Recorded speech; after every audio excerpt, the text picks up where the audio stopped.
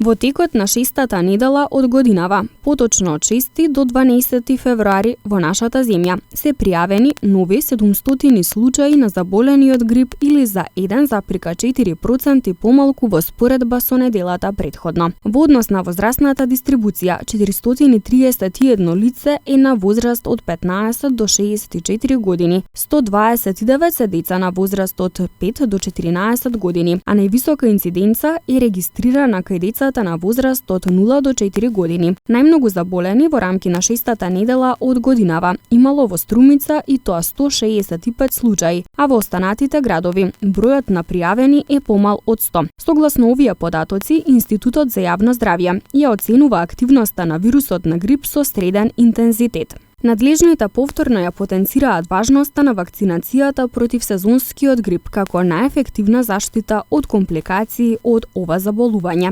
Институтот за јавно здравје препорачува вакцинација на целото население, особено на лица кои припаѓаат на ризичните групи, како постари лица над 65 години, децата на возраст од 6 до 59 месеци, лица со хронични болести, бремените жени и здравствените работници. За сезоната 2022-2023 Министерството за здравство обезбеди бесплатна 4-валентна вакцина, 40.000 дози, наменета за приоритетни групи население.